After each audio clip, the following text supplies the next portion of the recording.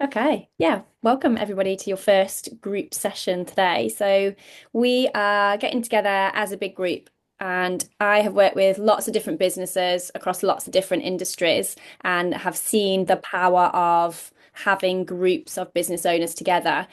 I feel that it can accelerate your growth journey because it gives you a chance to learn from each other's experiences and expertise so that you can not make the same mistakes that everybody else has made. You can learn from each other's pitfalls and each other's obstacles that you've come up against. You don't have to go through those same milestones yourself. So I think it's like I love watching the WhatsApp group chat that you've all got. It's amazing just seeing the support that goes on between all of you. And that is a credit to the culture that you are shaping and creating for the network. I don't see that everywhere that I go. So just for perspective, that is incredible what you guys have got there, that you can lean on each other as much as you can. It's honestly, it's amazing to see that. And as we're going through our one-to-one sessions, I'm actively encouraging everybody that I'm speaking to out of you guys to really lean on each other. If you've got an area of development and someone's got a strength in that area, go and speak to them to understand how you can get better so that you are a very well-rounded business owner. And the landscape will always change. There's always things for you to be focusing on how you can improve and develop too. So we will be spending some time in breakout rooms, so you'll get a chance to chat to each other. How many of us are there? If we stay as a group of this sort of size, then I might just keep us together if everyone's okay with that. Um, it's different as being online as opposed to face to face. So if I start picking on you to speak, yeah, please don't take offense. It's just to keep everybody included because you're all going to have some really great things to share with the group as well. Has anyone got any questions before we kick off? No? Fab. I feel like I don't need to do an introduction of who I am. Hopefully you can all remember me from when we met face to face in Buxton. But yeah, if anyone's got any questions or there's anything that you want clarification on as we rattle through, then please know that you can ask away as we go. All right. So here we are. I will share the screen with you. I'm going to put the slides on the screen here. Can everybody see my screen? Is that showing? Yep. Yeah, nice. Okay, good stuff. So, what I want to go through today with you guys is the business model canvas workshop. So, this is a series of different workshops that we'll go through that will help you look at your business assets. As a vehicle that's going to take you from your destination of where you're at now to where you want to go in the future.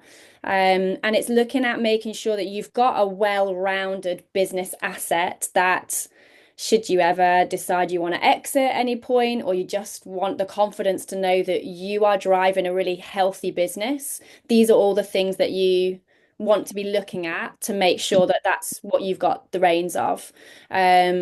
So you'll have strengths in different areas of business, and the different tools that we'll use along the way are really used as an audit tool for those of you that have been in business a while, or they're used as I suppose, a springboard for you at the start of your journey so that you know that you're off on a really strong point. So just for clarity, the aim of today's workshop is to help you fully understand and map out your business. So it's a chance for you to just step out of the day-to-day operation and just look at your business assets and to work out as to whether you are optimizing and having everything running at its absolute very best. So to open up to the floor, if you guys want to unmute yourselves, it'd be great to just go round and just get a bit of a perspective on how you would describe your business at the here and now. Like, what does it look like in your own words? There is no right or wrong in this. It'd just be interesting to get your perspective. And I'm going to start with Liam, if that's all right. Are you able to speak today? Are you included in this? Well, I guess so, yeah. Yeah. Okay, good. I'll start with you then. Um, How would you describe your business now? um, all good. So yeah, we're sort of at a point where 2 years of very hard work is coming together. Um, we do feel as though we're growing something quite special. The recruitment is coming in. We're attracting the right kind of people, and the people who have started in the last 12 months when we sort of really kicked off on the new franchisees. Everybody's flying. Nice. So yeah, Okay. we feel as though we're in a good place. Obviously, we're always looking to improve. Yeah. But yeah, we feel as though there's a good, we've got a good platform that people can come in and work off, and it's a great community. As you've touched on, we have got that good community spirit. Everybody's Yeah. got each other's backs. So yeah, we just need to keep doing more of the same. Yeah, nice one. Thanks, Liam. That's awesome. Finn, you're next on my screen. How would you describe your business now? What does it look like? So at the moment it's just me and my partner Eliza. So I think the word I'm going to go for is growth at the minute. Yeah, okay. We're sort of at a point where we really need to get people in the right places. So we've got an installer starting next week. So it's sort of a crucial, pivotal point at the moment. So yeah, I'm looking forward to like the next month or so and see how it goes. And it's Yeah. getting to where I want it to be, which is nice. So Yeah, good stuff. Yeah, and I yeah, suppose how many remind me how many years into your or how many months into your business are you, should I there were say? about, where are we? 8 or 9 months, I think. 8 or 9 months.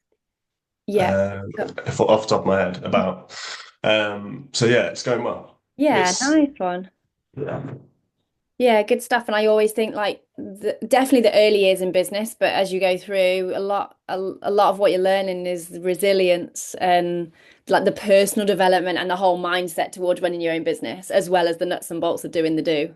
yeah, definitely. It's all new to me, so Yeah. I'm familiar with doing all the installations and the tools and things, but the Yeah. business is all new to me. So it's definitely going well. So I'm happy with Yeah. it. Nice Um, one. yeah. Good stuff. Thank you for that. Lewis. I would also say growing still. It's been about a year now, but still got lots to do, lots of places to go to. So yeah, growing still. Yeah, okay. It's very in that growth mindset. Yeah, definitely. Yeah, no, there's always Yeah. room for improvement. So yeah. Yeah, nice one. Thanks for that. Adam, how would you describe your business right now? Was not if I was in the day. Okay. Uh, I've hit, as I have done for probably 6, 8 months. I can't do any more now. I've just been waiting for the right time to find somebody. I've trialed a few different lads, but none of them what I want them to be. Yeah, okay. So to me, it's just trying to find the right person. Yeah. Um, but I suppose, to speed it up, I can obviously go with a recruitment agency. I was just hoping I could find my own person down my own routes Yeah, to sure. help out, which is not happening. So Okay. I've still got a wooden loft ladder to fit tonight yet. So Yeah, right. yeah, I'm just stretched. I can't do anything else. Can't do any more. Yeah, okay. So is it fair to say that you feel time poor at the moment? Oh, for the last 5 years, yeah. Yeah, okay. So recruitment's a real focus for you to help aid some of Well, that. yeah, literally, I'd have to book time off work to sit down and start recruiting. Yeah. Yeah. Yeah. Finding the time. I just get greedy and book more jobs in. Full stop. Yeah, yeah, and yeah, you're in growing pains there. That's very classic, isn't it? Where Yeah. you're time poor, you're doing absolutely everything, and you Mm. just feel like you're a bit of a hamster on a wheel. Like I'm going Yeah. like the clappers and not getting anywhere. Yeah. Correct. Yeah, Correct. yeah, and yeah, I'm sure others will be nodding along, thinking like I can relate to that. And this is where it's like it's great that you've chosen this as a priority to come out of the day to day because this is where you'll look at your business on a bigger scale and look at how can I run more effectively just to get you Mhm. off that hamster wheel. Otherwise, you'll carry on for a long time. Cool. So yeah, we can definitely help with that. Fab. Thank you for sharing that, Adam. Ben. So I guess this is officially day one for me All out on right, my nice own. one. My business has done the grand total of zero loft transformations so far. So right. very much I would echo lots of comments about growth, but yeah, very early days. I'm an open book, love to learn as much as possible off all the guys on the call. Yeah, nice one. Yeah, Yeah. I guess I've got big ambitions, but don't want to run before I can walk. So Yeah, sure. got 3 jobs booked in, so optimistic, I guess. Yeah, that's amazing. Day one today, and you've got 3 jobs all ready to go. That's awesome. Yeah, nice one. Yeah, it'd be great for you to learn and leverage everybody else's experience to this date as well, then.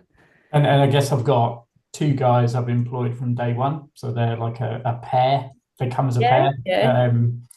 So I need to build up work, Yeah. lots of work for them ASAP, because I'm kind of hemorrhaging money like there's no tomorrow at the moment because I haven't made Okay. a penny. So Yeah, okay. Yeah, let's get you, yeah, let's accelerate that growth journey for you then. Nice one. Thank you. Jed. Hi there, right? Hi. Oh, I can't see myself on the screen. Hang on. I can see you. All right, okay, There that's you go, fine. you got it. I can see you, I can hear you. Yeah, how would you describe your business right now? Where are you at? Busy. Busy. Okay. Yeah, I'm like 3.5 months in. Struggling to keep up with it, really. I've realised quite early on that I need to kind of recruit someone and get myself off the tools a bit to grow things because it's Yeah. hard to do when you're trying to work. It's hard to take calls and do everything you've got to do. Yeah. So I've already got a recruitment company trying to find somebody, and yeah, I'm just busy at the moment, I guess. Yeah, okay. It's yeah, a Yeah, bit of be careful what you wish for, isn't it? yeah, yeah, it's good. I'm enjoying Yeah. it. Yeah, I'm also working with like I just started today to work with a lead generation company, so things will get even busier. So I'm just looking for stuff. Okay. So that's going to go mad. So Yeah, right. Yeah, get ahead of the curve then. That sounds good. yeah, Yeah, yeah, nice one. I'm expecting it to be busy next few months. Yeah. Yeah. Yeah. Fab. Thanks, Jed. Steve, how would you describe your business right now?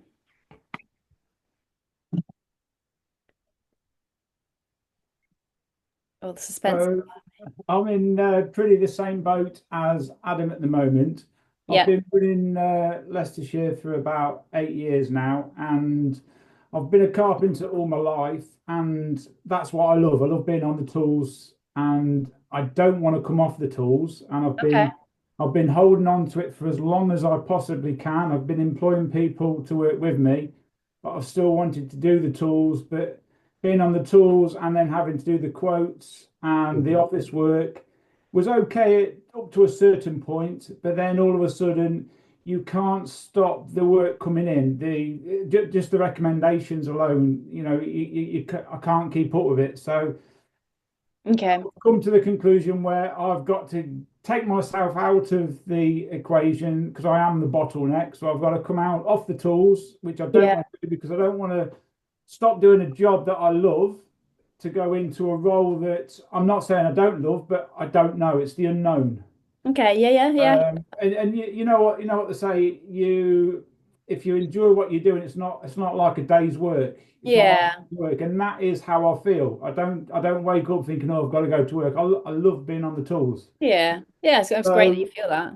I'm in the process now of taking myself off the tools, getting myself in the office. I've now started a new territory this month in Warwickshire.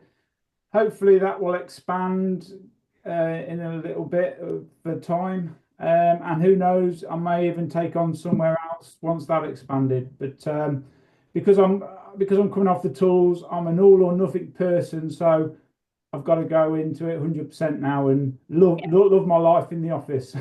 Yeah, okay. Yeah, and I think that's very typical, isn't it, for you to have to make decisions on what's best use of your time, Yes, yeah, and best use of your skill set as well. So yeah, yeah, I can appreciate you're heading into the unknown, like you've said there, out yeah, your comfort zone, but yeah. maybe we could learn to love elements of it. Yes, yeah. I do. I See just see hope what I it love it brings. as much as I do on the tools because Yeah. you know I do love being on the tools. Watch this space. Yeah, you've got the freedom to make those choices. It's your business. Yeah. But yeah, let's see how that goes for you. Nice one. Okay, fab. Yeah, thanks so much for everybody just sort of sharing where you're at right now. There's some you can see you're resonating with one another with different parts of the journey with where you're all at, which is great. So the idea of today is to really get you thinking about your future and where you want your business to take you. I see so often businesses that are growing where they're out of control and the business is very much driving them and running them ragged. And what I'd like to do is always help you keep the reins of your business. So you're growing, but you're growing in a way that means you turn a lever and it goes in the direction you want it to. And that's why we need to take the time out of the day-to-day operation, eliminate that feeling of I'm a busy fool. I hear that line a lot. If that starts to resonate with any of you, I want to eliminate any of those feelings so you feel very much in control of the business. You make decisions that are right for you and your business, and it takes you in the direction that you want. And that does come through strategic growth and not just allowing growth to happen and you react to it. Does that make sense? I can see a few nods. Okay, we'll go with it. Thank you. Right, let's crack on then. So we are looking very much at the future of your business. So in one-to-ones and for clarity for Ben, we have been looking at your 3-year growth plan. So you will have started to started to map out what you want the next few years of your business to look like. Whether that happens in the way you want it to, it may not. Life will get in the way, and typically we'll review your growth plan probably every sort of 3 months just to realign you and get you back on track if you've gone off on a few tangents, or it might be that an opportunity has cropped up that works better for you and we adjust your growth plan accordingly. But everything is designed to help you stay very much in control of your business, and just to make sure that you've got full alignment with all your decision making as you are live and on the ground. Make sure that you're everything's in alignment with where you say you want to go longer term. So if you've not got your growth plan mapped out, and you've not sent that across to either myself or Ben, if we could add that onto the to-do list today, because this very much lays a solid foundation for your growth journey. And it's a great way for you to just get all that busy noise out of your head and start mapping it out on paper. And statistically, they say you're 68% more likely to do what you map out once you've put the pen to paper. So even from a psychology perspective, let's just get all of this out your head and get it out into a logical order so we can see how likely that is to come into play.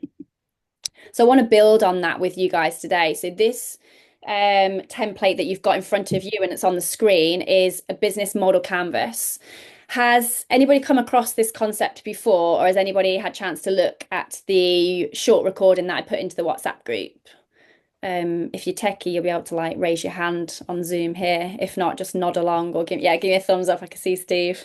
Fab, nice one. Okay, so I'm going to explain this model to you. It is used globally by businesses of all shapes and sizes, and what it does is outline your 9 key fundamental pillars that will prop up a successful business. What we want to do today is go into each of those 9 key areas of a successful business and make sure either yours is rock solid, or if there's any cracks, we want to work out an action plan of how we're going to plug those gaps. If you're experiencing growing pains, like Adam's mentioned, like Steve mentioned, there could be some answers within what we discussed today that are contributing to those negative consequences. We want to plug those gaps for you. So that's what I want to look at with you today. Let me just explain this model then in a bit more detail. It's a great way for you to visualize what you want for your business. And if you've got other key people in your business that you want to communicate your vision with, you can use this as a communication tool. So it is designed to help you explain the vision of where you're going with other people that are in your business too. I've got a YouTube clip. Let me see. I've put this in the WhatsApp group. If you've not had a chance to watch it, please do so. It will kind of summarize everything really nicely in 2 minutes. I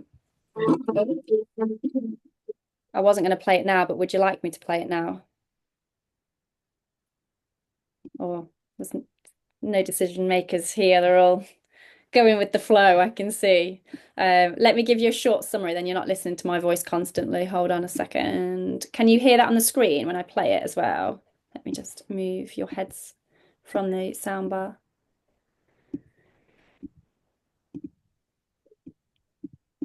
You hear that? An organization's business model can be described with 9 basic building blocks: your customer segments, your value proposition for each segment, the channels to reach customers, customer relationships you establish, the revenue streams you generate, the key resources and key activities you require to create value, the key partners, and the cost structure of the business model. But it's not sufficient to just enumerate the 9 building blocks. What you really want to do is to map them out on a pre-structured canvas. This is what we call the business model canvas, a tool that helps you map, discuss, design, and invent new business models. Let's briefly go through the 9 building blocks, starting with the customer segments. These are all the people or organizations for which you're creating value. This includes simple users and paying customers. For each segment, you have a specific value proposition. These are the bundles of products and services that create value for your customers. Channels describe through which touchpoints you're interacting with customers and delivering value.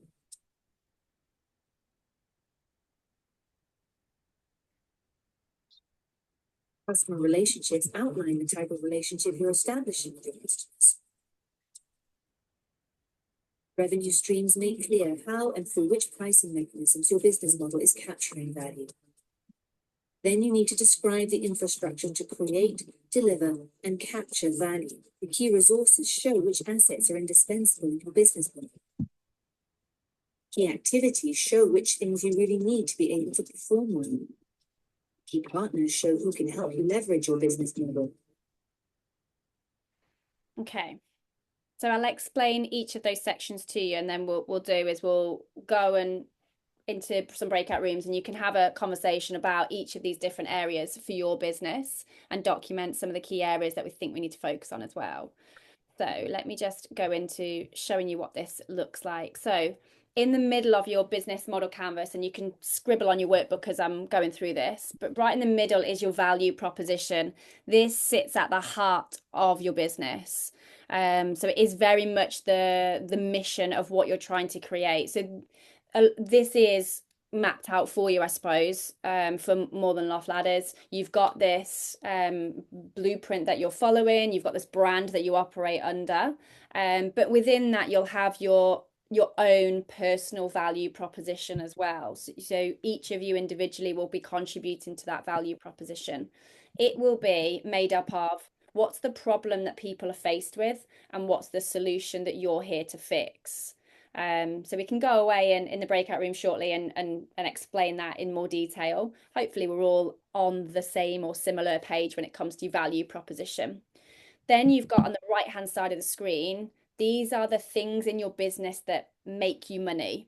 So on the far right hand side, you've got markets and customer segments. So the individuals or the businesses or the people that you're selling something to. We need to make sure we fully understand who that person is, so that you can build a stronger relationship with them and therefore sell more successfully. And how do we get to those people? Well, we go through channels, that is different marketing channels. And in your one-to-ones, I know that we're talking a lot about marketing. So it is looking at what channels can I use that I can communicate my value proposition to, how can I communicate my value proposition through to particular markets and customer segments. And that's where we want to really work out, are you marketing your businesses in the right spaces to get yourselves in front of the right audiences? And then it's about customer relationships. So thinking about more the sales process really on how you're communicating with your potential customers, how you're communicating with your customers after you've sold to them as well, because they can help influence other people. So the right hand side of the screen is very much about what makes you money. If you look at the left hand side of the screen, this is what's costing you money. So it is looking at your key activities, thinking about things you've got to spend your money on as well, thinking about things you've got to do, thinking about things you've got to invest in. Recruitment's obviously a massive overhead for you guys, and materials will be a big one as well. So that's things that are costing you money. And then you've also got to think about key partners, key relationships that you have that can help you be more successful in business. And I suppose each of you here are key partners for one another, because you can leverage the relationships that you've got here. It doesn't necessarily cost you money, but they are important that you maintain those relationships, because you can really help one another. Then if you look at the bottom, this is the money that's going in and out of your business. So you will hear a lot that cash is king, that what's the biggest reason a business goes bust or goes out of action? It's cash flow. So we really want to make sure that you've got a robust money in, money out cash flow process, and to really have a tight grip on your numbers. And that's what we're looking at in our one-to-one sessions as well, just to make sure that you've got a real close eye on that, because it helps you make confident, fast business decisions, which you'll need in a fast-moving, competitive market as well. Has anyone got any questions on anything that we've looked at so far? No? Okay. So what I would like us to do then, in a moment, I'm going to put you into breakout rooms. I want you to just go away and spend just 5 minutes to start off with, just discussing the unique value proposition. So point number one, that's the bit that sits in the heart of your business model canvas. What is the unique solution that you offer to your customers? So let me just stop sharing the screen and put you into breakout rooms now. I'm not very good with technology, so we'll see if I can get this right first time. Here we go. Let me see.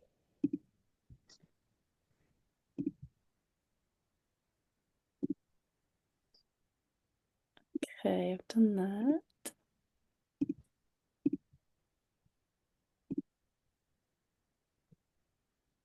Oh, hold on, I've got one more to add. Here we go. Right, I'm going to put you into breakout rooms. So I'll give you 5 minutes. I'll pull you back into the central space, but just 5 minutes. Just have a conversation about the middle of your business model canvas. What is it that is your value proposition that you offer to people? Off we go.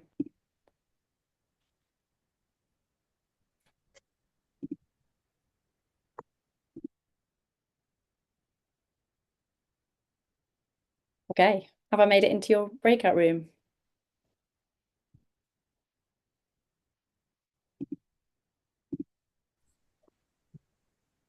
Hello, I'm just checking I've made it into the breakout room number one. Have I got you all in here? Good technology. Done it. Fab. Never seen this before. Is this new to you as well? It's not just me. Does that make sense with what you guys are to be looking at to start off with? I think so. What's the question again, Kim? What we've got to answer? I would like you to discuss what is your unique solution that you're offering to your customers. So that middle column that sits in your business model canvas, your value proposition. Yeah, what is it? So what is it that makes you unique against your competitors, essentially, is what we're getting at here. Because that's the message that we communicate to your target audience. Okay. Yeah. So Finn, Adam, what do you guys think? I will leave this room. I'll let you chat individually. Thank you.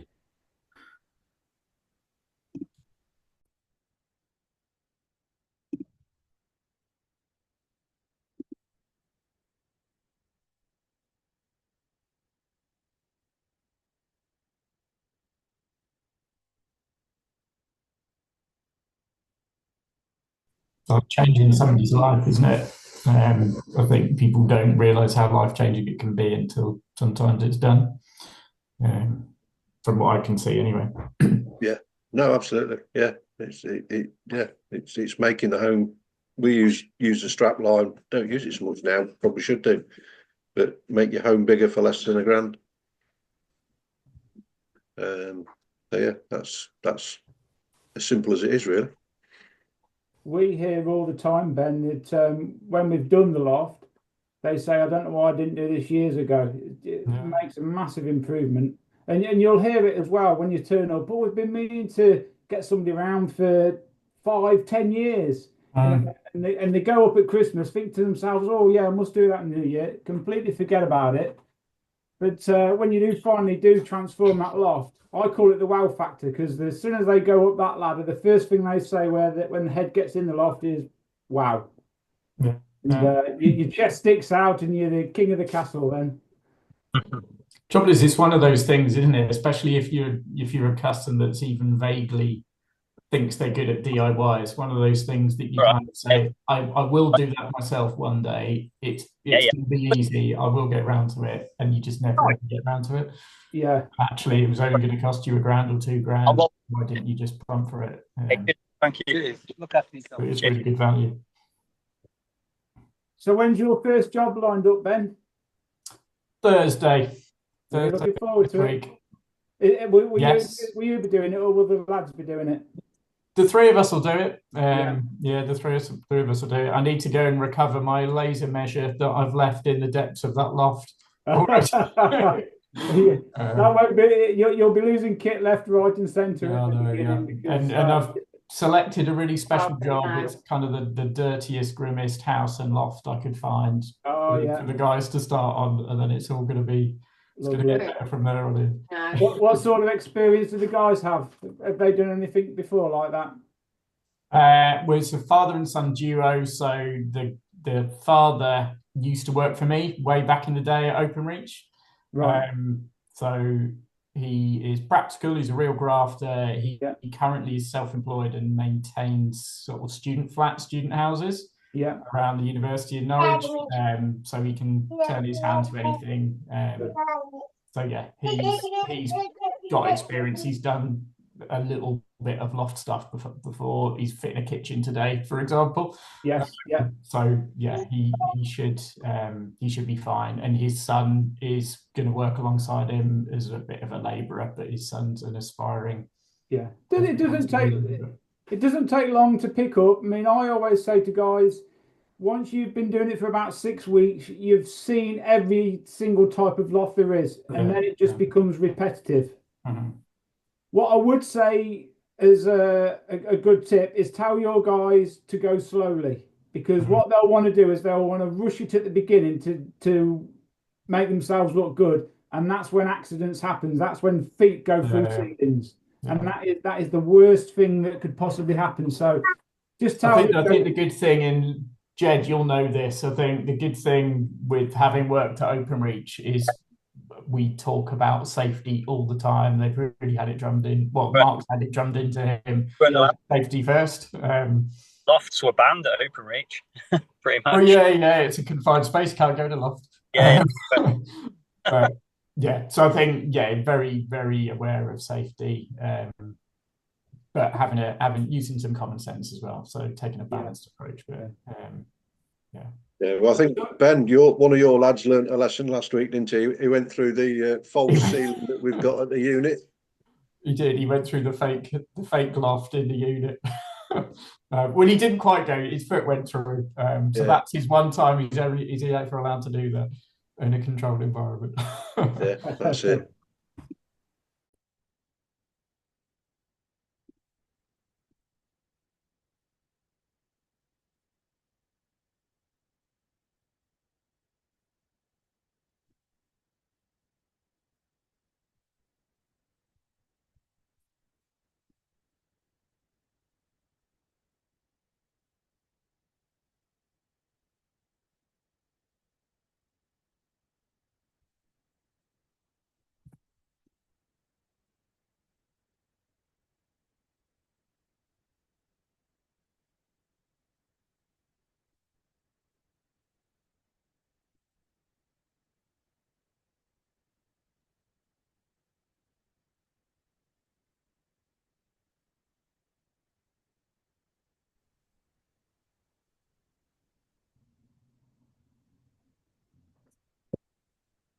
Hello, Steve's made it back. I'm back yet. Yeah. Good stuff. How did you guys get on in your room then? Yeah, we were fine. Yeah. Good stuff. I know you were chatting a lot with Ben, weren't you, in Yeah. getting him bedded in ready. Stuff. How did you get on, Lewis, in your room? Yeah, I think once we got talking, it made some valid points. Yeah. Yeah, I think we did quite well. Yeah, okay. What was the general feel? What's come back with your unique solution? What we're thinking then? I think what we all agreed on, where what we do is very similar to other people in the sense of the product and obviously the service. However, what makes us different to say install, for example, is that we're more your local supplier. We're franchisees in local areas. Most of us live relatively close to where we obviously do the work in, and then I think if there's ever an issue, they'll come back to us rather than going through like a chain. It always comes back to like what the people in this chat normally. Yeah, I think okay. people as well they expect to see us there because also in the pictures and obviously on our social media and stuff like that, they see us rather than these generic images Yeah, and stuff. okay. So I suppose from a marketing perspective, do you say that it's advantageous for you to lean into the fact that you're local and that you're easy to for them to communicate with you as individual people? Is that something that you feel is a benefit? Yeah, and I personally think it's important. You have to portray, even if you live half an hour, 45 minutes away, you have to portray you locally, show local knowledge, because otherwise, I think that if you say you live an hour away, don't really come in the area, I think that sets you negatively straight away.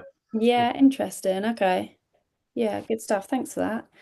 And in the other room, so Liam, Ben, Jed, and Steve, what was the general kind of feedback that was coming through from you guys? So we said we do affordable and safe loft access for new and older homes. Okay. We increase the usable storage space in areas where space is limited. Okay. We do a professional service with local installers, just like Lewis just tapped on then. Yeah.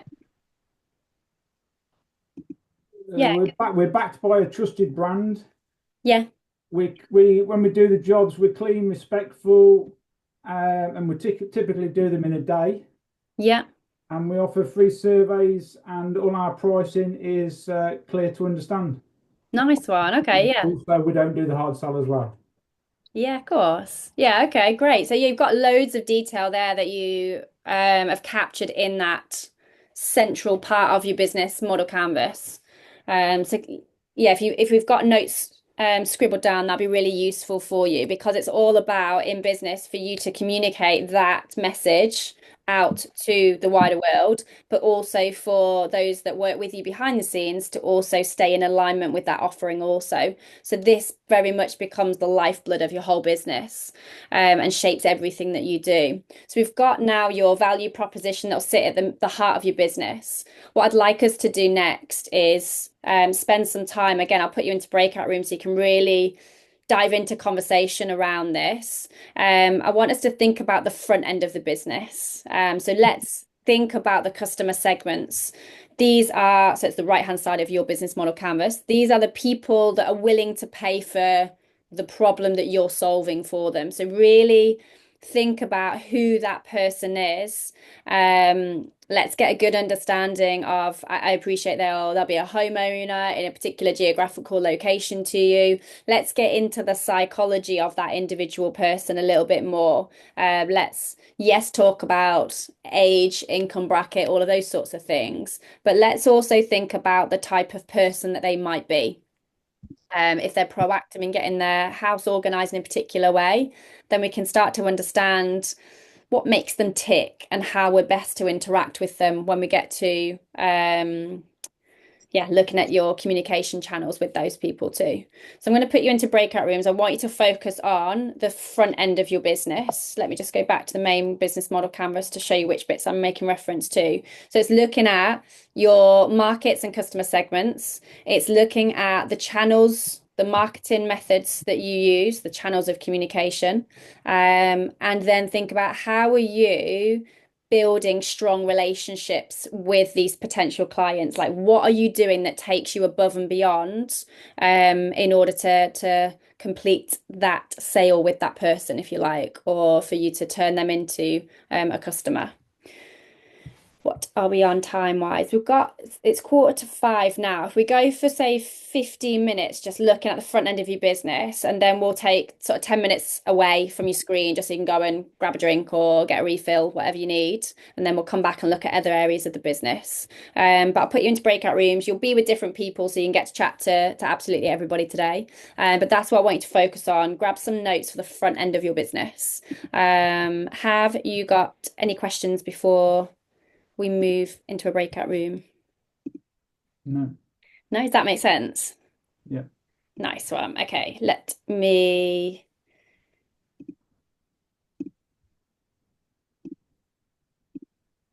just move you guys around.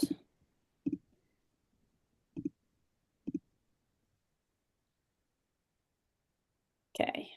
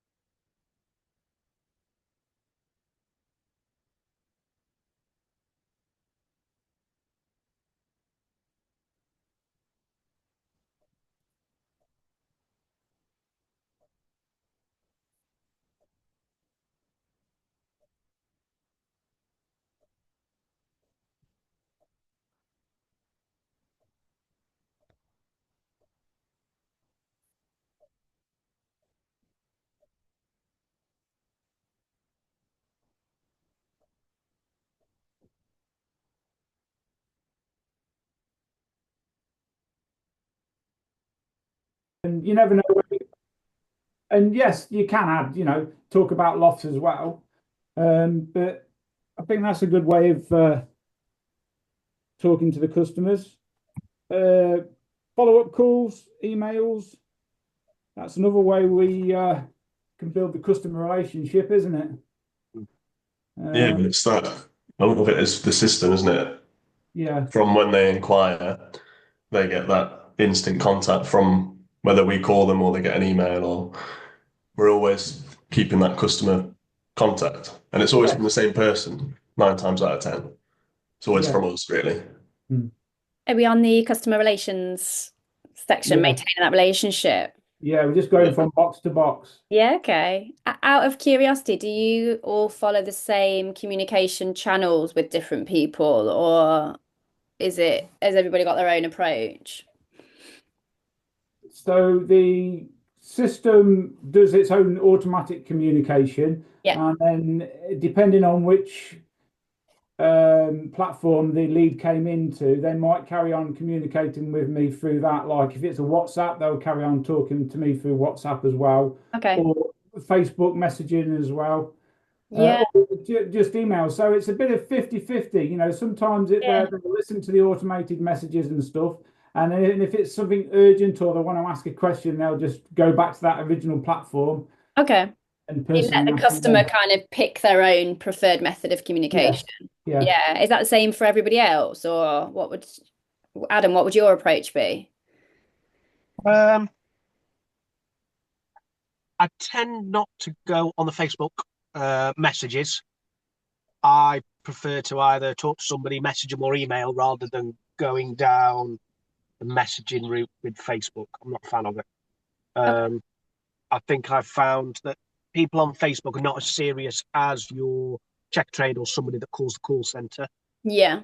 And I turn over a lot more quotes on check trade, a website, etc., rather than Facebook. I find Facebook very not useless, but not as good. Yeah. The quotes are not as strong. It's more of, come and give me a price and I'll have a think about it, rather than I actually want to go ahead. Let's talk about it. Yeah. What's everybody else's interpretation of Facebook leads as they're coming through there then? Exactly the same for me. They can be hit and miss. Yes, I agree with that. But so can all the others as well. You know, Okay. I can find checker trade. The ones that do come through can be just a pain in the ass and just a waste of time. Yeah, okay. We've all got our own, you know, we're all in our own different areas, so not everything's the same for everybody. But going back to what Adam said about he doesn't like going on Facebook Messenger, I don't like it. But if that's the preferred method for the customer, then I will use it. I mean, it does become a nightmare because you have to you're constantly looking at notifications, you know, Messenger, Facebook, WhatsApp, and it's like, trying to keep up. It'd be great if I could get them all in one lump place. But yeah, I totally agree. Facebook hit and miss, but they all can be hit and miss as well. It's just I think it's potluck at the end of the day with them all. Yeah, okay. Okay. So then in terms of, let's say you've got a customer over the line, if we're looking at the relationships, let's say they're over the line, how do you engage with them? Because some of them might have, like I say, 7-week wait time before you're actually then delivering the job. Like, how do you communicate with them at that point? Is it still the same?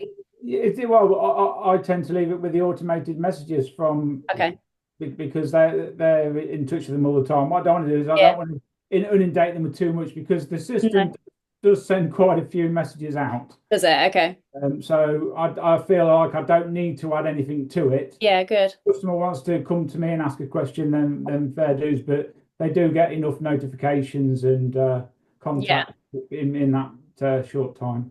Yeah, okay. So with that in mind, is it fair to say that customer relationship section is pretty robust, would you say, for each of your businesses? We're happy with that. Yeah, okay. And then is that the section that you've just been speaking about? Yes. That was your first one. Okay, which one are you moving on to next then? Should we go for channels? Yeah. Yeah. So I think we've just come up with a couple, haven't we? You know, Facebook and checker trade. Yeah. Let me jump out. I'll leave you guys to crack on with this one. I'm going to see what the others are up to. All right. Let's make a list then.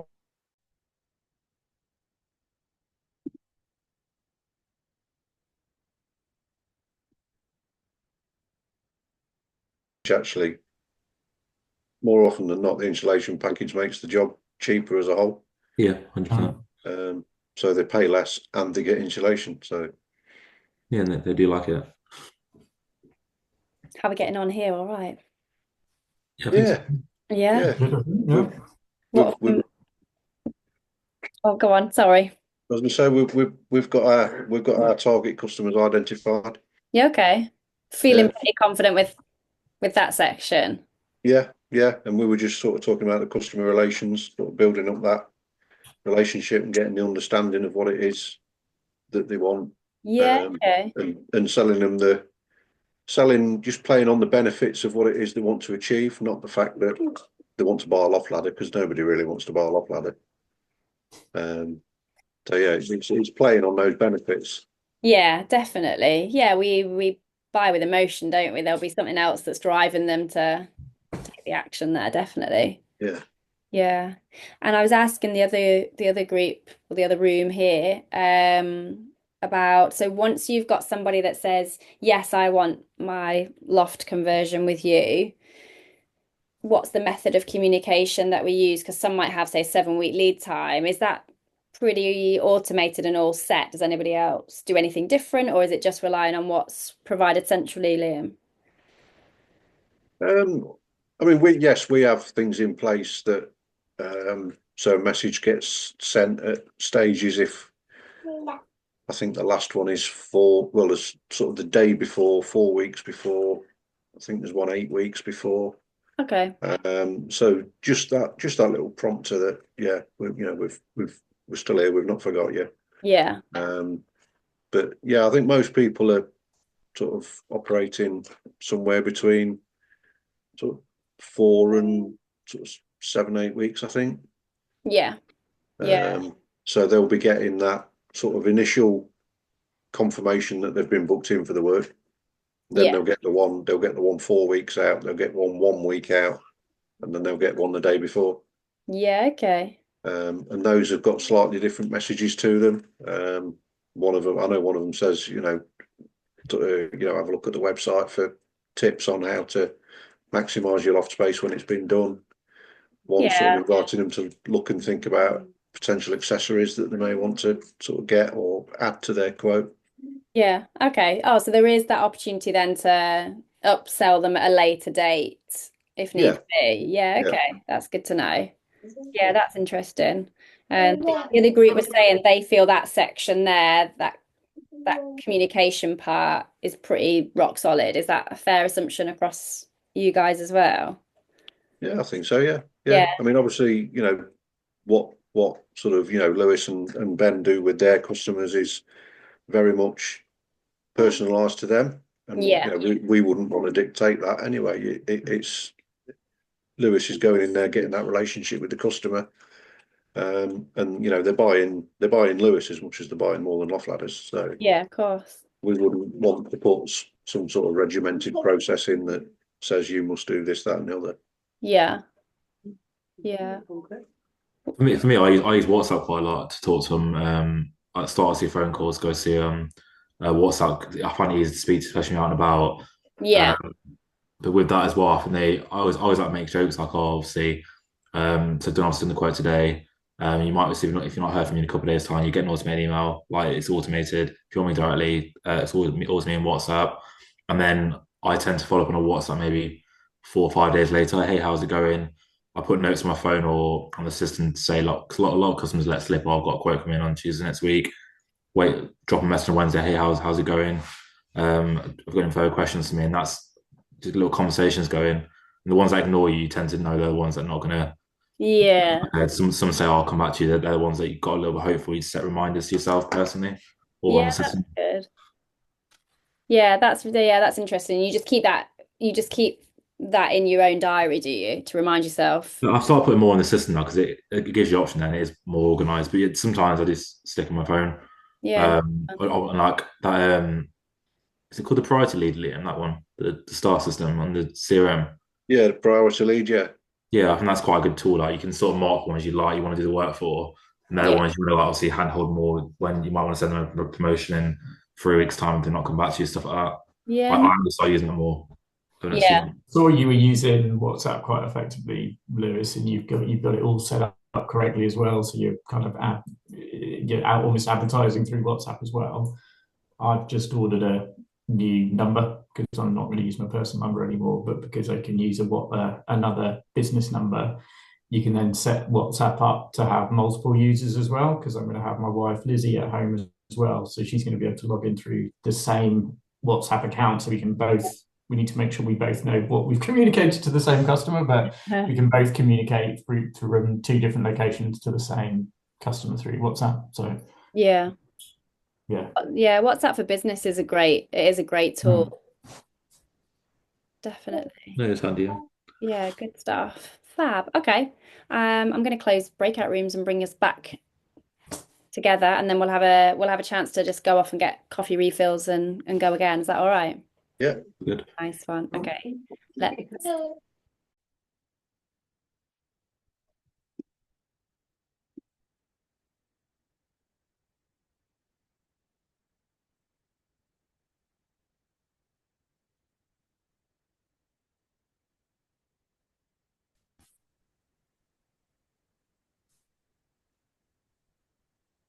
There we go. I've got a few of you back. See where the others are. Do you guys want to head off, go and get a coffee refill if we come back at, say, 10 past? Is that all right for you guys? Yeah, no worries. Cheers. 10 past, yeah. Surely. We're going to head off, get coffee refills and come back at 10 past 5. Does that suit you, Steve, Liam? Oh yeah, I'm fine. I'm quite happy to carry on and just You're finish earlier. I'll go with the flow.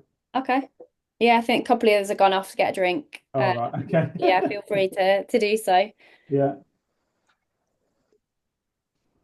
Finn, the others have gone off, grab a quick drink. We'll get back together at 10 past if that works for you. Yeah, that's perfect. Yeah. Thank you. Nice one. We've got a late comer. Oh, have we? Sorry, team. Where are you? I can't see you on my screen. Hang on. He's on mine. Picking my teeth. He's on my screen. Oh, you're there, look. Oh, that was like a magic trick, one in, one out. Yeah, I'm here. Are you all right? How are you, Rob? Not bad yourself. Yeah, I'm good, thank you. Yeah, how's your day been? All right. All right. I'm going on holiday tomorrow, aren't I? So I'm just trying to set everything up. So Are you looking forward to going, or are you just stressed out at the minute?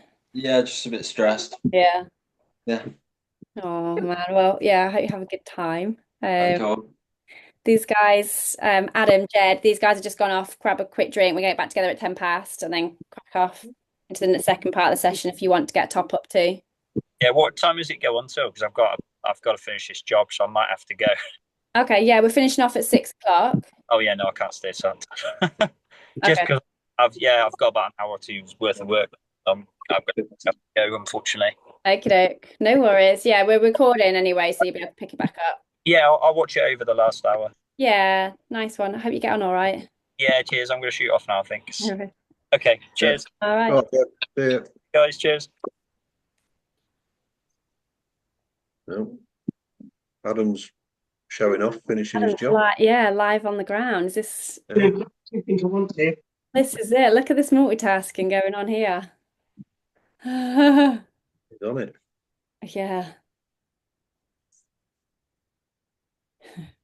You got a big bit of architrave there, Adam. Oh, I've got a sheet of MDF to go up. Now we're having a 4-story house, including the basement. Yeah. 6 bed, and every bedroom's got an ensuite.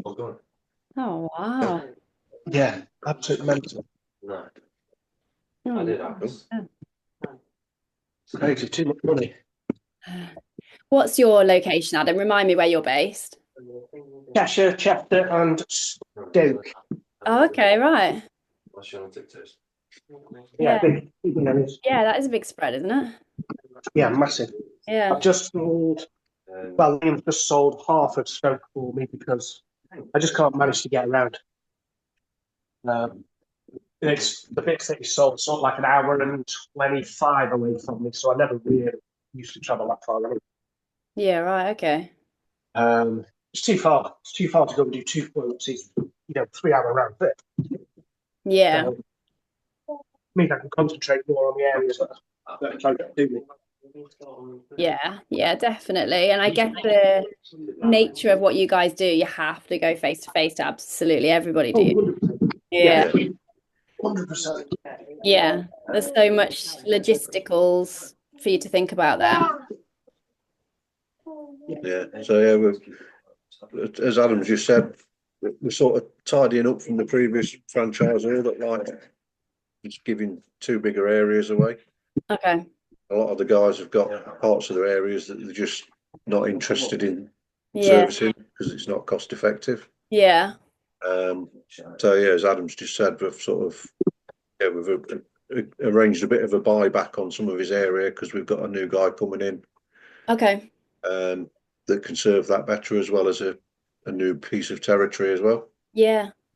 So it's a win-win for everybody, really. This guy gets to have an area that's more suited to where he lives. Adam gets a bit of money for an area he's not using, Yeah. and sort of I'm unlocking it to earn money. Yeah, fair enough. Yeah, that's good that you can do that. Yeah, it's just all about, it's just sort of, honest, open conversations, and just, that's what it's all about. Yeah. So it works for everybody. Yeah, definitely. What's your location, Steve? Whereabouts are you? Leicester and Coventry. Okay. Oh, good stuff. I was in Coventry on Friday. Oh, was you? Yeah.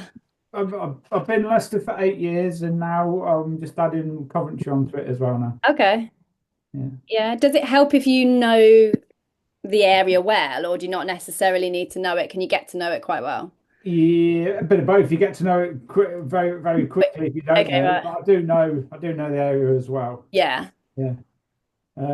But this is my first month in Coventry. Just started more or less yesterday. Okay, right. What's the plan then? So well, the plan is trying to sliver in under the radar and dominate the Facebook pages with going on the local community groups and stuff like that. Just Okay. talking on there and stuff. Not necessarily about loft ladders, but having the profile picture on there. You never Yeah. clicked on it and stuff. Okay. But my biggest concern with going into Coventry is not being local. Okay. With Leicester, you know, people often ask me, "Are you local?" And you're soon to say, "Yeah, you know, whereabouts in Leicester, you know, it's not a problem." So I'm not sure. I might have to talk a few white lines Yeah. Okay. when they ask me whereabouts in Coventry I'm from. Is that it? Will they be as direct as that? Well, if they are, then I'll have to say, yeah, I'm just down the road at so and so. Yeah. I remember doing that a few times when we first went into Sheffield. Yeah. Yeah. And we have it because sometimes you have that local rivalry as well. Yeah. I mean, you'll know the Derby Nottingham rivalry. Yeah. And yeah, I don't know if Leicester and Coventry have that rivalry as well, Steve. Yeah, they do. Yeah. Yeah. So it's How interesting. Yeah. gets quite territorial. Yeah. Yeah. I've got a couple of business owners that I work with that are Derby based, but they've just got satellite offices. They've got like 11 just different locations on their website, but they're not. They're just based out of this central space, to help have that localized presence. It's interesting, yeah. What we as people, what we want the local, don't we? Yeah. Yeah. What I'm I hoping think to do is especially with trades. Yeah. I'm hoping to pick a fitter up from the Coventry area sooner rather than later. So then when they do ask, I can say, "Oh yeah, so and so our fitter is just down the road." Yeah, right. So, that will work then. Yeah. But I don't want to get a local fitter until I've got enough work to keep them going. Oh wow, okay. So it's a bit chicken and egg there, isn't it? Yes, yeah. Yeah, okay. There's time to tell a few white lies to get the work in, and then once I've got that, I can get the fitter in. Yeah, go and do You'll have to grow an extra couple of fingers, Steve, so you look local. Yeah. web toes. To be honest, there was some really interesting sights as I drove through on Friday. I don't know where I was at points, but I locked my doors as well. There's some rough areas. Yeah. I don't know if you remember, Steve. Was Mick still with us when you joined? Mick joined after me. He joined after you, did he? Yeah. So yeah, it's. I mean, he wasn't the right sort of fit anyway, but yeah, it's even he managed to sustain a business for a little while. He struggled with, because I had to go and help him out on a couple of jobs. He did struggle with a company called Heart of England. Right. And I have been looking into them past week, and they are looking pretty tasty, and they do good prices as well. So I think they will be my main competitor. Yeah. All right. You've said the name and I've remembered it, but yeah, they don't pop up on my radar very often. But yeah. Yeah. They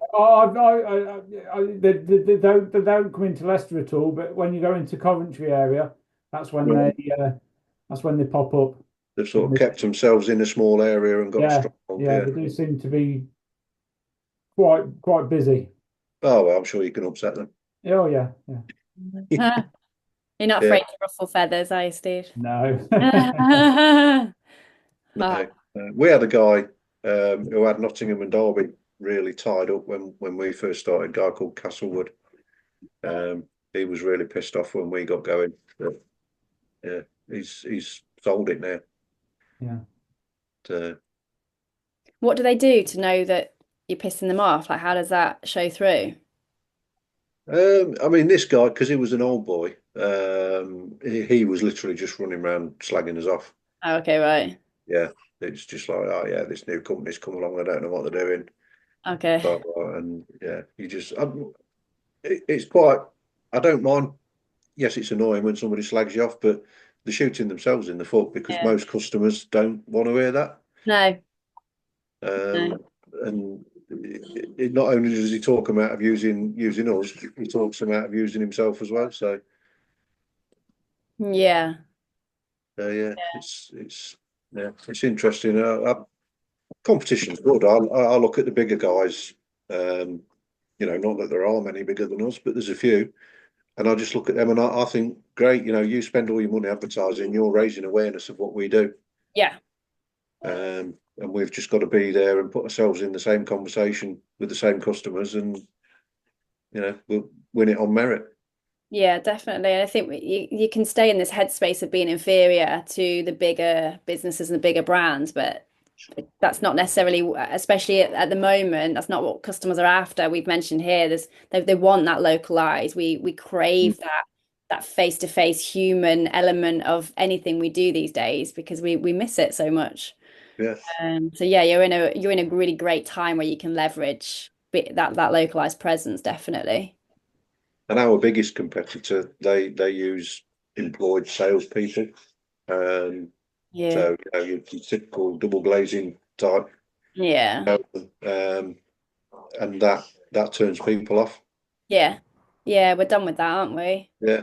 But yeah, they're still persisting with it. And yeah, it's hard sell. It's hard sell. With us, it's we're invited into somebody's home, we leave them the price, we let them make their mind up. Yeah. Yeah. Going back to the local scenario, Liam, I do feel landing pages is the way forward. Yeah, we've got the website at the minute. I feel that it can have its negative effect being such a large company and a national company, where if you're local, it works for you tenfold. It would be nice if we could have all our own landing pages. We could all do our SEO on it and everything. I don't know what you think. I mean, when people get an email from us at the moment, at the bottom it'll say, if you want to be a franchise partner, click this button and stuff. And I feel that's not really the way forward. I feel if you want to promote your franchise, you ought to have a separate web page altogether, not tagging on to the end of a local page. I mean, that's just the way I'm thinking. Yeah, I mean, we have got a sort of separate website that does all its own stuff on terms of franchise recruitment, and we are sort of cheekily tagging on also to the consumer side, just because it works. I take on board your comments. And in terms of the landing pages, we're very much sort of open to revisiting that now with lead choice coming in and sort of having set one up for you, set one up for Rob. They'll be setting one up for Ben, Lewis, Jed, and then we can have a proper look at it then and see, we've got some live and see how they work and which direction we take with them from there.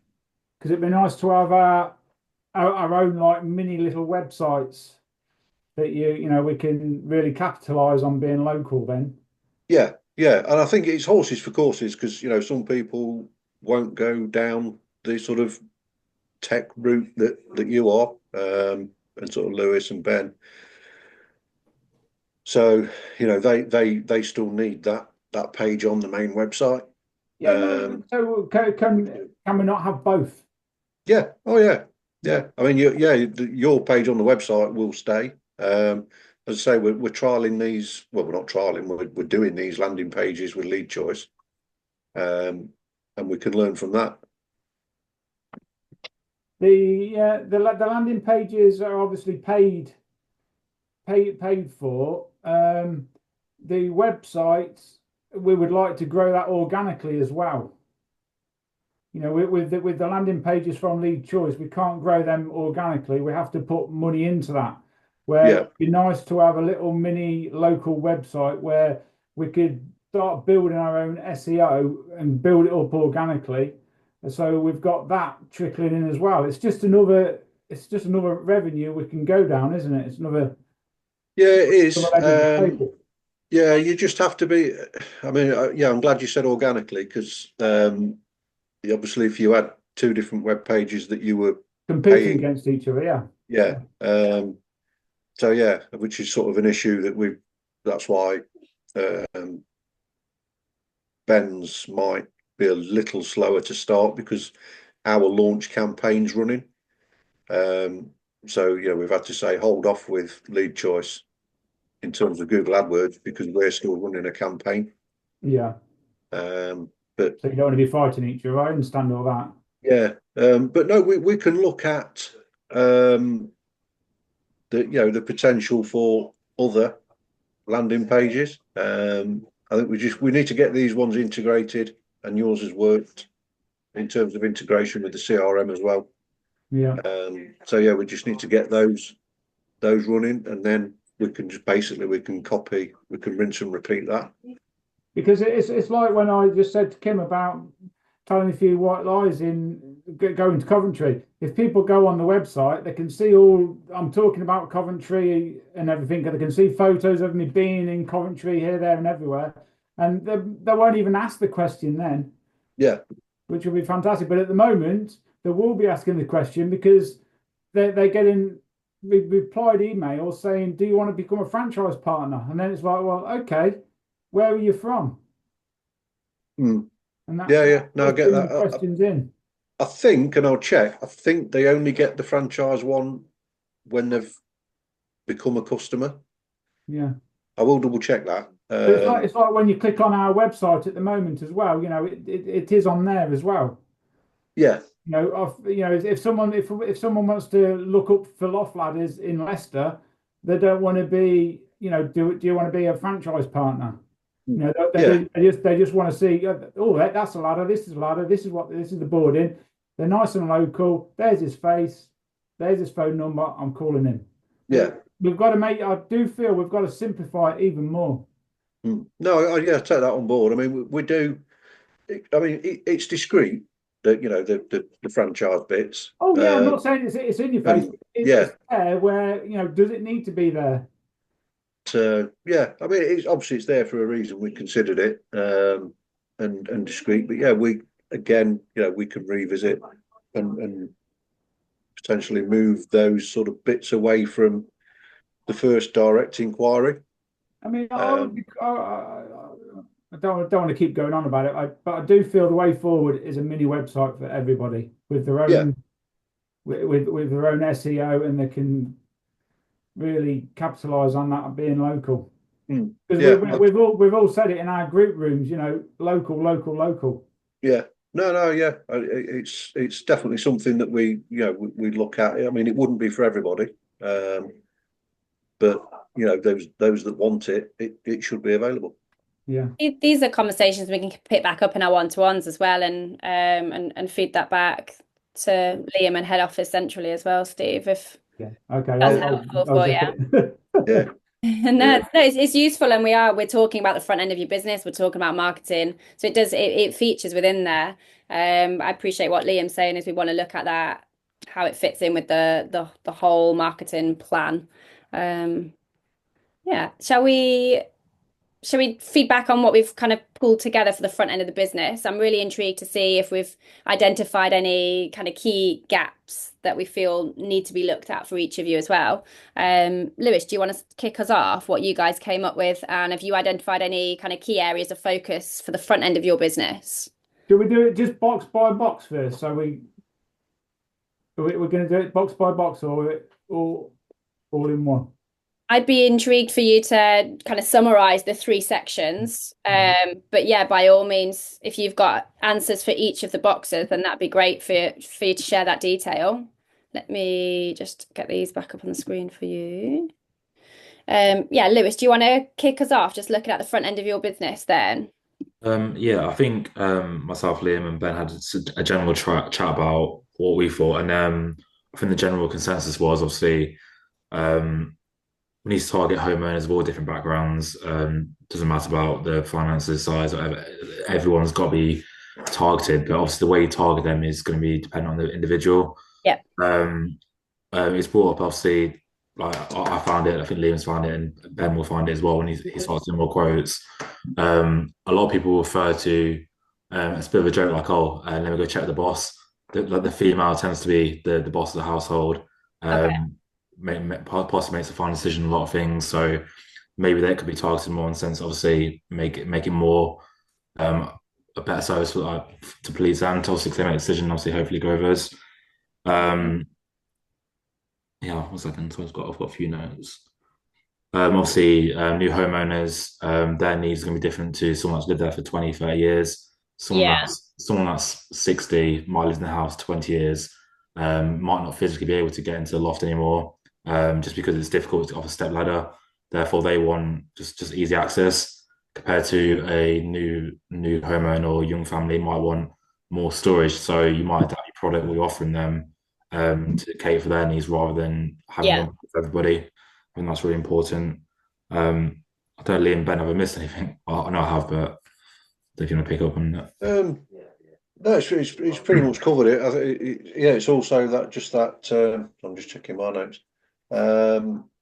Sort of, yeah, spoke about different channels to sort of target your age groups. I think we sort of categorise the customers into three sort of age groups. So the younger sort of homemakers, then your sort of middle sort of 30s to 50s. They're probably your prime audience, just in terms of they're settled, they're probably wanting to improve, they've got a bit of expendable income. And then you sort of, your third category is your sort of older people who are sort of moving back down the ladder. And they've got all this stuff that they can't fit into a smaller home as the downside. So we spoke a little bit about the sort of three marketing sort of streams that you need to target those three markets. Yeah, that's really interesting. And I suppose that, that the three different segments of people will require different channels of marketing. People in their 60s plus, they've been in the house 20 odd years. We can't assume they're all on Facebook, or for example. No problems. So yeah, I can appreciate that blend of different marketing channels would be really well thought out. I know a couple of conversations I've had in one-to-ones, we have spoken about the success rate of just leaflet dropping and going back to like a tangible visual method of marketing that can be as effective as the digital world and the online world as well. Yeah, I think that's golden, especially on newer developments. If you can get in quite early, it's just covering them with various channels of marketing, leaflets, social media. Because if you get in on that estate quite early, they will then sell it for you, because they'll have a WhatsApp group and people see the van and they're all trying to keep up with each other. Yeah, definitely. Fab. Thank you for that. Ben, was anything else you wanted to add from your interpretation on that? I don't think so. I think it's just about unlocking the value. I think we talked about people don't tend to want to buy a loft ladder because maybe that's not that exciting to go, wow, I really want to buy a loft ladder, but they're unlocking value in their home. So like if it's a retired couple, they're probably downsizing because financially they need to downsize. They need to create more space and they're not necessarily flush with cash. If they're a young family, they probably want to upsize, but they're not flush with cash either. So they can't. So they're going to try to unlock the value in what they've already got. Yeah, right. So yeah, I definitely it'd be interesting to hear what people think, but I'm thinking, how could we talk about women being the decision maker. And I always think it's interesting coming from a kind of an engineering business where you'd assume that a female customer would prefer a female engineer, but often that's not the case, and the female customer expects it to be a male engineer. We've always had that thing in Openreach. We wanted more women in engineering, but that works for some customers, but some it doesn't. I guess it'd be interesting to think at the moment in More Than Loft Ladders, you've got Larry, haven't you? Is there space for a more female face in More Than Loft Ladders? Is there something I should be doing with my wife and getting her face into some of our social media and advertising, etc.? Will that work or will that not work? I don't know. I don't know what anybody's thoughts are, but I'm not sure whether it's true or not. You know, when they say I've got to talk to the boss, I've got to talk to the missus, I just think it's just something for them to say to get you out the house, and not give you an answer. There is that as well. I personally think it's probably more so. You know, they don't want to give you a decision. They don't know how to end the conversation because we want to be nice and quiet and make them give us a decision. And as soon as they say, you know, oh, I've got to talk to the boss, you know, that's the end of the conversation. Now, then that isn't it? You know, you just say, Or okay, else you can go I'll call tomorrow. I challenge that as well, though, Steve, in that it's understanding what the genuine reason is behind that. I work with an architect firm and property development, so within similar industries to yourselves. The architect, the business is led by a female.